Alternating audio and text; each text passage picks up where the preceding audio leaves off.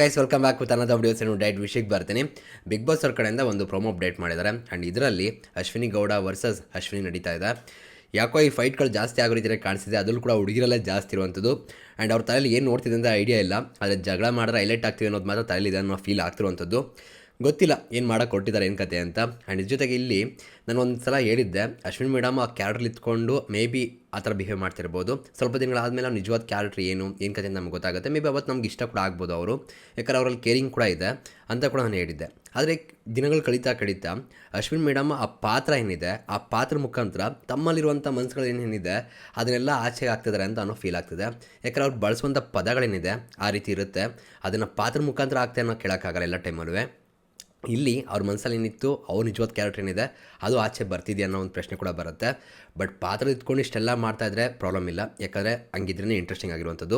But ಇಲ್ಲಿ ಅವ್ರ ಮನಸ್ಸಿರುವಂಥ ಅಥವಾ ಪರ್ಸ್ನಲಾಗಿ ಏನೋ ಅನಿಸಿರುತ್ತೆ, ಅದನ್ನು ತೀರ್ಸ್ಕೊಳ್ಳೋಕ್ಕೋಸ್ಕರ ಆ ಪಾತ್ರದ ಹೆಸರು ಇಟ್ಕೊಂಡು ಅದ್ರ ಮುಖಾಂತರ ಆಚೆ ಹಾಕೋದಿದೆಯಲ್ಲ, ಅದೆಲ್ಲ ಸ್ವಲ್ಪ ತಪ್ಪು ಅಂತ ಅನಿಸುತ್ತೆ. ಅದನ್ನು ಮಾಡೋ ರೀತಿ ಕೂಡ ಕಾಣಿಸಿದೆ, ಕೆಲವು ಪದಗಳು ಕೂಡ ಬರ್ತಾ ಇದೆ. ಇದೇ ರೀತಿ ಪದಗಳನ್ನ ಅಲ್ಲಿರುವಂಥ ಸ್ಪರ್ಧಿಗಳು ವಿರುದ್ಧ ಮಾತಾಡೋರು ಅಕ್ಸೆಪ್ಟ್ ಮಾಡ್ತಾರಾ? ಖಂಡಿತವಾಗ್ಲೂ ಇಲ್ಲ. ಆ್ಯಂಡ್ ಇವಾಗ ಪ್ರೋಮೋದಲ್ಲಿ ಸಖತ್ತ ಫೈಟ್ ನಡೀತಾ ಇದೆ, ಅಶ್ವಿನಿ ಗೌಡ ವರ್ಸಸ್ ಅಶ್ವಿನಿ. ಸೊ ನೋಡ್ಕೊಬರೋಣ, ಆಮೇಲೆ ಡೀಟೇಲ್ ಮಾತಾಡೋಣ ಬನ್ನಿ. ಹಸುರಾಧಿಪತಿ ಆಜ್ಞೆ ಪ್ರವೋಕಿಂಗ್ ಫಿಸಿಕಲ್ ಆಗಿದೆ. ಬಾಬಾ ಖಂಡಿತ ಯೋಗ್ಯತೆ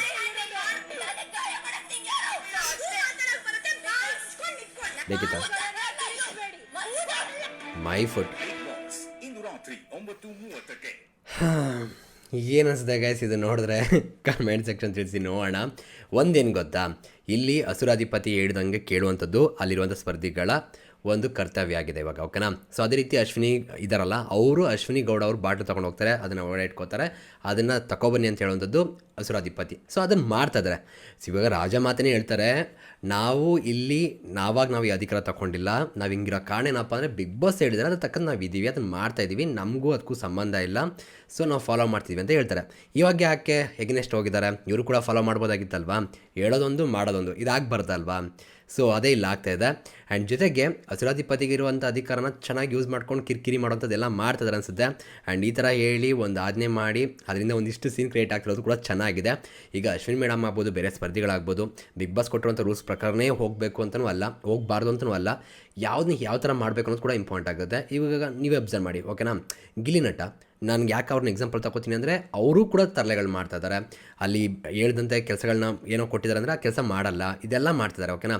ಆದರೂ ಕೂಡ ಅದರಲ್ಲಿ ಗಲಾಟೆ ಅನ್ನೋಕ್ಕಿಂತ ಹೆಚ್ಚಾಗಿ ತಮಾಷೆ ಅನ್ನೋದಿರುತ್ತೆ. ಆ ಥರ ಮಾಡಿ ಯಾಕೆ ಇಷ್ಟೊಂದು ಸೀರಿಯಸ್ ಆಗಿ ತುಂಬ ಪರ್ಸ್ನಲಾಗಿ ಯಾಕೆ ಹೋಗ್ತಿದ್ದೀರಾ, ಈ ಥರ ಮಾಡೋದ್ರಿಂದ ನಿಮ್ಗೆ ಏನು ಸಿಗುತ್ತೆ ಅನ್ನೋ ಪ್ರಶ್ನೆ ಬರುತ್ತೆ. ಆ್ಯಂಡ್ ಜೊತೆಗೆ ಹೈಲೈಟ್ ಹಾಕೋಸ್ಕರ ಇಷ್ಟೊಂಗೆಲ್ಲ ಕಿರ್ಚಾಡ್ಕೋತಿದ್ದೀರಾ. ವಾರದ ಕತೆ ಕಿಚನ್ ಜೊತೆ ಎಪಿಸೋಡಲ್ಲಿ ಆದಮೇಲೆ ಎಲ್ಲವೂ ಕೂಡ ಬದಲಾಗಿದೆ, ಎಲ್ಲರೂ ಕೂಡ ಕಿರ್ಚಾಡೋದೇ ಕಾಣಿಸ್ತಿರೋ ಅನ್ಸುತ್ತೆ ನಿನ್ನೆ ಎಪಿಸೋಡಿಂದ. ಸೊ ಇದನ್ನೇ ಮೇನಾಗಿ ಇಟ್ಕೋಬಾರ್ದು. ಕಂಟೆಂಟ್ ಅಂದರೆ ನೀವೇನೋ ಎಂಟರ್ಟೈನ್ಮೆಂಟ್ ಮಾಡಬೇಕು ಮತ್ತು ಏನೋ ಡಿಫ್ರೆಂಟಾಗಿ ಟ್ರೈ ಮಾಡಬೇಕು, ತಪ್ಪಲ್ಲ. ಆದರೆ ಕಿರ್ಚಾಡೋದೇ ಕಂಟೆಂಟ್ ಅನ್ನೋ ರೀತಿ ಮಾಡಿಬಿಟ್ರೆ ನಮಗೂ ನೋಡೋಕೆ ಇರಿಟೇಷನ್ ಆಗಿಬಿಡುತ್ತೆ ಅಂತ ಅನಿಸುತ್ತೆ. ಆ್ಯಂಡ್ ಜೊತೆಗೆ ಇಲ್ಲಿ ಒಂಥರ ಪ್ರವೋಕಿಂಗ್ ಕೂಡ ಇದೆ, ತಾಕತ್ತಿದ್ರೆ ಬಾ. ಸೊ ಇವೆಲ್ಲ ಏನಂದರೆ ಪ್ರವೋಕಿಂಗು. ಸೊ ಹೋಗಿ ಒಡೆ ಇಟ್ಕೊಳ್ಳೋದೇ ತಪ್ಪು, ಓಕೆನಾ. ಅಂಥದ್ರಲ್ಲಿ ಇದು ಬೇರೆ, ಆ ಕಿತ್ಕೋಬೇಕಾದ್ರೆ ಹ್ಯಾಂಡ್ಲಿಂಗ್ ಮಾಡ್ಬೇಕಾದ್ರೆ ಸ್ವಲ್ಪ ಆಗುತ್ತೆ, ಮ್ಯಾನ್ ಹ್ಯಾಂಡ್ಲಿಂಗ್ ಥರ ಆಗುತ್ತೆ ಅದು. ಜೊತೆಗೆ ಅಲ್ಲಿ ಸ್ವಲ್ಪ ಗಾಯಗಳು ಅದು ಇದು ಆಗೋದು ಕಾಮನ್, ಓಕೆನಾ. ಆದರೆ ಅದಕ್ಕೆ ಕಾರಣ ಯಾರು, ನೀವು ಅಲ್ಲಿ ಇಟ್ಕೊಳ್ಳೋಂಥದ್ದು ಏನಿತ್ತು, ಸೊ ಇದು ಕೂಡ ಇಂಪಾರ್ಟೆಂಟ್ ಆಗುತ್ತಲ್ವ, ಅದು ಅವಶ್ಯಕತೆ ಏನಿತ್ತು ಅಲ್ಲಿ. ಸೊ ಇದೆಲ್ಲವೂ ಕೂಡ ಮ್ಯಾಟ್ರ್ ಆಗುತ್ತೆ. ಏನು ಸೀಕ್ರೆಟ್ ಟಾಸ್ಕೀಸ್ ಕೊಟ್ಟಿದ್ರೆ ಬಿಡ್ರಪ್ಪ ನೀವು ಮಾಡೋದ್ರಲ್ಲಿ ಅರ್ಥ ಅಂತ ಅನ್ಕೋಬೋದು. ಬಟ್ ನೀವು ಏನೋ ಡಿಫ್ರೆಂಟ್ ಟ್ರೈ ಮಾಡಬೇಕು ಹೋಗ್ಬಿಟ್ಟು ಗಲಾಟೆಗಳನ್ನ ಕ್ರಿಯೇಟ್ ಮಾಡ್ತಾರೆ, ಎಷ್ಟು ಮಟ್ಟಿಗೆ ಸರಿಯಾಗುತ್ತೆ ಇದು. ಆ್ಯಂಡ್ ಜೊತೆಗೆ ಕೆಲವು ಪದಗಳು ಕೂಡ ಇದೆ. ಸೊ ಇದು ಕಂಪ್ಲೀಟ್ಲಿ ನಮ್ಮ ಹಸುರಾಧಿಪತಿ ಆಗಿರುವಂಥವ್ರದ್ದು ಆಜ್ಞೆ, ಓಕೆನಾ. ನೋಡಿ, ತಾಕತ್ತಿದ್ರೆ ಟಚ್ ಮಾಡಿ, ಓಕೆನಾ. ಇದು ಪ್ರವೋಕಿಂಗು. ಆಮೇಲೆ ಅದನ್ನು ಹೇಳೋಂಥ ರೀತಿ ಇದೆಯಲ್ಲ ಅದು ಅಷ್ಟೇ. ಆ್ಯಂಡ್ ಅಶ್ವಿನಿ ಗೌಡವರು ಅಷ್ಟೇ, ಅಶ್ವಿನಿ ಗೌಡವರು ಈ ಥರ ಇನ್ನೊಬ್ಬರು ಅಶ್ವಿನಿ ಇದೆಯಲ್ಲ ಅವರು ಅಷ್ಟೇ, ಅವರು ಕೂಡ ಸ್ವಲ್ಪ ಸ್ಟ್ರಾಂಗ್ ಸ್ಪರ್ಧೆ ಅಂತ ಅನಿಸಿತ್ತು. ಯಾಕೋ ಒಂದು ವಾರ ಸ್ವಲ್ಪ ಅಷ್ಟೊಂದು ಕಾಣಿಸ್ಕೊಳ್ಳಿಲ್ಲ, ಬಟ್ ಇವಾಗ ಅವ್ರಿಗೂ ಕೂಡ ಇಂಪ್ಯಾಕ್ಟ್ ಆಗಿದೆ ಅಂತ ಅನಿಸುತ್ತೆ ಈ ವಾರಕತೆ ಕಿಚನ್ ಜೊತೆ ಎಪಿಸೋಡು. ಸೊ ಅದನ್ನು ಏನು ಗೊತ್ತಾ, ಸುದೀಪ್ ಅಣ್ಣ ಹೇಳುವಂಥ ಅರ್ಥಗಳು ಬೇರೆ ಇರುತ್ತೆ, ಇವ್ರು ಅರ್ಥ ಮಾಡ್ಕೊಂಡು ಅದನ್ನು ತಗೊಂಡು ಹೋಗ್ತಿರೋ ರೀತಿಗಳು ಕೂಡ ಬೇರೆ ಇದೆ. ಏನು ಮಾಡೋಕ್ಕೆ ಹೊರಟಿದ್ದಾರೋ ಗೊತ್ತಿಲ್ಲ. ಆಟನ ಆಟ ಥರ ಆಡಬೇಕು. ಇವಾಗ ಆಟನ ಆಟ ಥರ ಆಡದಂತೆ ಆಟನ ಹಾಳು ಮಾಡ್ತಿರೋದು ಯಾರು ಅನ್ನೋ ಪ್ರಶ್ನೆ ಕೂಡ ಬರುತ್ತೆ ಇಲ್ಲಿ. ಅದು ನನ್ನ ಪ್ರಕಾರ ಅಶ್ವಿನಿ ಗೌಡ ಅಂತ ಅನಿಸುತ್ತೆ. ಇಂಟ್ರೆಸ್ಟಿಂಗಾಗಿ ಏನೋ ಮಾಡೋಕ್ಕೆ ಹೋಗ್ಬಿಟ್ಟು ಏನೋ ಎಡವಟ್ಟು ಮಾಡ್ತಾರೆ ಅಂತ ಅನಿಸುತ್ತೆ. ಜೊತೆಗೆ ಬೇರೆ ಸ್ಪರ್ಧಿಗಳೆಲ್ಲ ಸುಮ್ಮನೆ ಏನು ಹಿಂಗೆ ಕಿರ್ಚಾಡ್ತಾರೋ ಅಂತ ನೋಡ್ತಾವ್ರೆ, ಅದಂತೂ ಕ್ಲಿಯರಾಗಿ ಗೊತ್ತಾಗ್ತದೆ. ಆ್ಯಂಡ್ ಇಲ್ಲಿ ವಾಯ್ಸ್ ಹೊಟ್ಟೋಗಿದೆ ಪಾಪ ಅಶ್ವಿನಿ ಗೌಡ ಅವ್ರಿಗೆ. ಹೈಲೈಟ್ ಆಗೋ ರೀತಿಯೇ ಮಾತುಗಳಿದೆ ತುಂಬ ಚೆನ್ನಾಗಿ ಅಶ್ವಿನಿ ಅವ್ರದ್ದು, ಓಕೆನಾ. ಸೊ ಯಾರಿಗೂ ಎದುರಲ್ಲ ಅಂತ ಕೂಡ ಖಡಕ್ಕಾಗಿ ವಾರ್ನಿಂಗ್ ಕೊಡ್ತಾ ಇದ್ದಾರೆ. ಬಟ್ ಏನಪ್ಪ ಅಂದರೆ ನನ್ನ ಪ್ರಕಾರ ರಾಜಮಾತೆ ಅಶ್ವಿನಿ ಗೌಡ ಅವ್ರು ಏನಿದ್ದಾರೆ ಅವ್ರಿಗೆ ಸ್ವಲ್ಪ ಈ ಥರ ಟಕ್ಕರ್ ಕೊಡೋರು ಬೇಕಾಗಿತ್ತು. ರೀಸನ್ ಏನಂದರೆ ತುಂಬ ಅವರೇ ಡಾಮಿನೇಟ್ ಮಾಡ್ತಾಯಿದ್ರು. ಆ್ಯಂಡ್ ಜೊತೆಗೆ ಅವರು ಆ ಥರ ಇರೋದಕ್ಕೆ ಈ ಸೀಸನ್ ಇಂಟ್ರೆಸ್ಟಿಂಗ್ ಆಗಿ ಕೂಡ ಇರುವಂಥದ್ದು, ಓಕೆನಾ. ಅದನ್ನು ಕೂಡ ಅಕ್ಸೆಪ್ಟ್ ಮಾಡ್ಬೇಕು ನಾವು. ಬಟ್ ಏನಂದರೆ ಇವ್ರಿಗೆ ಟಕ್ಕರ್ ಕೊಡೋರು ಕೂಡ ಇರಬೇಕಾಗಿತ್ತು. ಅದು ಚೆನ್ನಾಗಿ ಬರ್ತಾಯಿದೆ ಇವಾಗ. ಆ್ಯಂಡ್ ಇವಾಗ ಜಾಸ್ತಿ ಹೀಗೋ ಟ್ರಿಗರ್ ಆಗ್ತಿದೆ ಅಶ್ವಿನಿ ಗೌಡ ಅವ್ರದ್ದು. ಸೊ ಅದು ಯಾವ ಲೆವೆಲ್ಗೆ ಹೋಗುತ್ತೆ ಅಂತ ಕಾದು ನೋಡಬೇಕು. ಇದೆಲ್ಲ ಸರಿನಾ? ಇದೇ ಮಾತನ್ನ ಏನಾದ್ರು ಬೇರೆಯವರು ಇವ್ರಿಗೆ ಅಂದುಬಿಟ್ಟಿದ್ರೆ ನಿಜ ಹೇಳ್ತೀನಿಲ್ಲ, ಇದನ್ನೇ ದೊಡ್ಡ ರಂಪ ಮಾಡಾಕ್ಬಿಟ್ಟಿರೋರು. ನಿಜ, ಯೋಗ್ಯತೆ ಇರೋದಕ್ಕೆ ಇಲ್ಲಿ ಬಂದು ಇವಾಗ ಸೆಲೆಕ್ಟಾಗಿ ಆಟ ಆಡ್ತಿರೋದಲ್ವಾ, ಅದನ್ನು ಅರ್ಥ ಮಾಡ್ಕೋಬೇಕಲ್ವ ಅವರು. ಗಾಯ ಮಾಡೋಕ್ಕೆ ನೀ ಯಾರು ಅನ್ನೋ ಪ್ರಶ್ನೆ ಹಾಕೋಕ್ಕಿಂತ ಮುಂಚೆ ನೀವು ಮಾಡ್ಕೊಂಡಿದ್ದು ಎಡವಟ್ಟು, ಅದರಿಂದ ಇಷ್ಟೆಲ್ಲ ಸೀನ್ ಕ್ರಿಯೇಟ್ ಆಗ್ತಿರೋದು. ನೀವು ಹೋಗ್ಬಿಟ್ಟು ಅಲ್ಲಿ ಒಳಗೆ ಇಟ್ಕೊಳ್ಳಿ ಅಂತ ಯಾರು ಹೇಳಿದ್ದು? ಹಂಗೆ ಮಾಡೋದಂತ ಏನಾದ್ರು ಬಿಗ್ ಬಾಸ್ ಹೇಳಿದ್ರಾ ಅನ್ನೋದು ಕೂಡ ಮ್ಯಾಟ್ರ್ ಆಗುತ್ತೆ. ರೆಸ್ಪೆಕ್ಟ್ ಕೊಡ್ತಿರ್ಬೇಕಾದ್ರೆ ರೆಸ್ಪೆಕ್ಟ್ನ ತೊಗೋಬೇಕು ಅಂತಾರಲ್ಲ, ಇದಕ್ಕೆ ಅಂತ ಅನಿಸುತ್ತೆ. ಎಷ್ಟೆಲ್ಲ ರೆಸ್ಪೆಕ್ಟ್ ಕೊಡ್ತಾಯಿದ್ರು, ಎಷ್ಟೆಲ್ಲ ಗೌರವವಾಗಿ ಮಾತಾಡ್ತಾಯಿದ್ರು, ಅದನ್ನು ಕಳ್ಕೊತಿರೋದು ಯಾರಪ್ಪ ಅಂದರೆ ಅಶ್ವಿನಿ ಗೌಡ ಅವರು. ರೆಸ್ಪೆಕ್ಟ್ನ ಕಳ್ಕೊತಿದ್ದಾರೆ ಅಂತ ಮಾತ್ರ ಕ್ಲಿಯರಾಗಿ ಗೊತ್ತಾಗ್ತದೆ. ಮೈ ಫುಟ್ ಇದೇ ಏನಾದ್ರು ಬೇರೆಯವ್ರು ಅಂದುಬಿಟ್ಟಿದ್ರೆ ಮುಗೀತು, ನಿಜವಾಗ್ಲೂ ಅಲ್ಲಿ ಕತ್ತೆನೇ ಬೇರೆ ಆಗೋಗೋದು ಅನಿಸುತ್ತೆ. ಅವ್ರ ಕಾಲು ಬೀಳೋವರೆಗೂ ಸಮಾಧಾನವಾಗಿ ಅಂತೂ ಇರ್ತಿತ್ತು ಅನಿಸುತ್ತೆ ಅವರು. ಬಟ್ ಇವರೆಲ್ಲ ಈ ಥರ ವರ್ಡೆಲ್ಲ ಯೂಸ್ ಮಾಡ್ಬೋದು.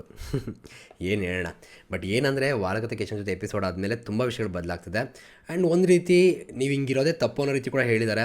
ಅದನ್ನು ಬೇರೆ ರೀತಿ ಕೂಡ ಮಾಡ್ಬೋದಾಗಿತ್ತು. ಅವರು ಏನು ಮಾಡ್ಕೊಂಡಿದ್ದಾರೆ ಅಂದರೆ ನಾವು ಹೈಲೈಟ್ ಹಾಕಿ ಏನಾಗಬೇಕು ಮತ್ತು ಏನು ಮಾಡಿದ್ರೆ ಏನಾಗುತ್ತೆ ಅಂತ ಕ್ಲಿಯರಾಗಿ ಗೊತ್ತಿರೋದ್ರಿಂದ. ಯಾಕಂದ್ರೆ ತುಂಬ ಜನ ಅಲ್ಲಿರುವಂಥ ಸ್ಪರ್ಧಿಗಳೇ ಮಾತಾಡ್ಕೊಂಡಿದ್ದಾರೆ, ನಾವು ಜಗಳ ಮಾಡಿದ್ರೆ ಹೈಲೈಟ್ ಆಗೋ ರೀತಿ ಅನ್ನೋ ರೀತಿಯೇ ಕೂಡ ಮಾತಾಡ್ಕೊಂಡಿರೋದ್ರಿಂದ ಕ್ಲಿಯರಾಗಿ ಅನಿಸುತ್ತೆ ಇಲ್ಲಿ ತಪ್ಪಾಗಿ ಅರ್ಥ ಮಾಡಿಕೊಂಡು ತಪ್ಪಾಗಿ ತೊಗೊಂಡು ಹೋಗ್ತಿದ್ದಾರೆ ಅಂತ.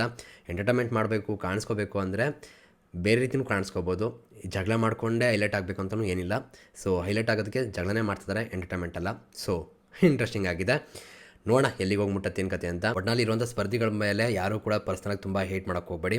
ಏನಕ್ಕೆ ಈ ಮಾತು ಹೇಳ್ತಿದ್ದೀನಿ ಅಂದರೆ ಇಲ್ಲಿರುವಂಥ ಸ್ಪರ್ಧಿಗಳಿಗೂ ಕೂಡ ತುಂಬ ಕಷ್ಟ ಇದೆ. ಯಾಕಂದರೆ ಅರಸರ ಥರ ಇದ್ದರೂ ಕಷ್ಟ, ಸೇವಕರು ಥರ ಇದ್ದರೂ ಕಷ್ಟ. ನೀವು ಹಂಗಿಲ್ಲ ಹಿಂಗಿಲ್ಲ ಅಂತ ಕೂಡ ಕ್ಲಾಸ್ ತಗೋತಾರೆ. ಸೊ ಅವಾಗ ಏನಾಗುತ್ತೆ ಅಂದರೆ ನಾವು ಹಿಂಗಿದ್ರೇ ತಪ್ಪ, ಸೊ ನಾವು ಅರಸರಾಗಿರಬಾರ್ದು, ಅರಸರಾಗಿದ್ದರೆ ಇನ್ನೂ ಟಾರ್ಚರ್ ಕೊಡಬೇಕು, ಇನ್ನೂ ಬೇರೆ ಥರ ಇರಬೇಕು ಅಂತ ಅವ್ರಿಗೆ ಅನಿಸುತ್ತೆ. ಜೊತೆಗೆ ಸೇವಕರಿಗೆ ನಾವು ಎಗೇನೆಸ್ಟ್ ಹೋಗಬೇಕು, ನಾವು ಯಾಕೆ ಅವ್ರು ಹೇಳಿದ ಮಾತನ್ನೇ ಕೇಳಬೇಕು ಅನ್ನೋ ರೀತಿ ಕೂಡ ಬರುತ್ತೆ. ಸೊ ಇದೆಲ್ಲ ನೋಡಿದಾಗ ಎಲ್ಲೋ ಒಂದು ಕಡೆ ಪಾಪ ಬಲಿ ಆಗ್ತಿದ್ದಾರೆ ಅಂತ ಅನಿಸುತ್ತೆ. ಬಟ್ ಏನೂ ಮಾಡೋಕ್ಕಾಗಲ್ಲ, ಜನ ಕೂಡ ಇದನ್ನೇ ಎಕ್ಸ್ಪೆಕ್ಟ್ ಮಾಡ್ತಿರುವಂಥದ್ದು. ಒಂದು ಜಗಳ, ಒಂದು ಏನೋ ಡಿಫ್ರೆಂಟ್ ಆಗಿರಲಿ, ಅವ್ರು ಹೇಳಿದ್ನೇ ಕೇಳ್ಕೊಂಡು ಕೂತ್ಕೊಂಡ್ರೆ ಏನಾಗುತ್ತೆ, ಸುಮ್ಮನೆ ಬೇಜಾರಾಗುತ್ತೆ, ಬೋರಿಂಗ್ ಆಗುತ್ತೆ. ಸೊ ಹಿಂಗಿರಬೇಕಾದ್ರೆ ಈ ಥರ ಆಗೋದು ಕೂಡ ಚೆನ್ನಾಗಿದೆ. ಬಟ್ ಏನಪ್ಪ ಅಂದರೆ ಇಲ್ಲಿ ಕ್ಯಾರೆಕ್ಟರ್ಗಳು ಹಾಳಾಗುತ್ತೆ. ಮತ್ತು ಒಂದು ಹೊರಗಡೆ ಒಂದಿಷ್ಟು ಹೆಸರು ಮಾಡಿ ಒಂದು ಪಾಸಿಟಿವ್ ಇಂಪ್ಯಾಕ್ಟ್ ಮಾಡ್ಕೊಂಡು ಬಂದಿರ್ತಾರೆ. ಇವಾಗೆಲ್ಲ ಕೂಡ ಅದು ಉಲ್ಟಾ ಆಗುತ್ತೆ. ಅಲ್ಲಿ ಆ ಪಾತ್ರ ಅಂತ ಹೇಳ್ಬೋದು, ಅಥವಾ ಸಮಯಕ್ಕೆ ತಕ್ಕಂತ ಆಟ ಆಡ್ತಿರ್ಬೋದು, ಅಥವಾ ಹೈಲೈಟ್ ಆಗಿ ಆಟ ಆಡ್ತಿರ್ಬೋದು, ಏನೇ ಇರ್ಬೋದು, ಓಕೆನಾ. ಆದರೆ ಜನ ನೋಡುವಂಥದ್ದು ಅವ್ರು ಏನು ಮಾತಾಡ್ತಿದ್ದಾರೆ ಏನು ಕತೆ ಅಂತ. ಸೊ ಅವಾಗ ಅವ್ರನ್ನ ಜಡ್ಜ್ ಮಾಡ್ತಾರೆ, ಅದು ನೆಗೆಟಿವ್ ಆಗಿ ಹೋಗ್ತಾ ಇರುತ್ತೆ. ತುಂಬ ಜನ ತುಂಬ ಹೇಟ್ ಮಾಡೋಕ್ಕೆ ಶುರು ಮಾಡ್ತಾರೆ. ಸೀಸನ್ 10ಇಂದ ಇಲ್ಲಿವರೆಗೂ ತುಂಬ ಜನ ಕೆಲವು ಸ್ಪರ್ಧಿಗಳ ಬಗ್ಗೆ ಹೇಟ್ ಮಾಡೋದು ನಾನು ಇವಾಗಲೂ ಕಮೆಂಟ್ ಸೆಕ್ಷನ್ ನೋಡ್ತಾ ಇರ್ತೀನಿ. ಸೊ ಅಷ್ಟು ಪರ್ಸನಲ್ ತೊಗೊಂಡಿರ್ತಾರೆ, ಬಟ್ ಅವ್ರವ್ರುಗಳೇ ಚೆನ್ನಾಗಿರ್ತಾರೆ. ಸೊ ಅದನ್ನೆಲ್ಲ ಕೂಡ ಅರ್ಥ ಮಾಡ್ಕೋಬೇಕಾಗತ್ತೆ. ಬಟ್ ಏನಪ್ಪ ಅಂದರೆ ಕೆಲವು ತಪ್ಪಾದಾಗ ತಪ್ಪು ಅಂತಲೇ ಹೇಳಬೇಕು ಅಷ್ಟೇ. ಇರಲಿ, ಒಂದು ಗೇಮ್ ಆಟಾಡ್ಕೊಂಡು ಹೋಗಲಿ. ಸೊ ಇದಿಷ್ಟು ನನ್ನ ರಿವ್ಯೂ ಆಗಿತ್ತು. ನಿಮ್ಮ ಅಭಿಪ್ರಾಯ ಇದೆ ಕಮೆಂಟ್ ಸೆಕ್ಷನ್ ತಿಳಿಸಿ. ಸಿಗೋಣ ಮತ್ತೆ. Thank you guys, love you guys, bye.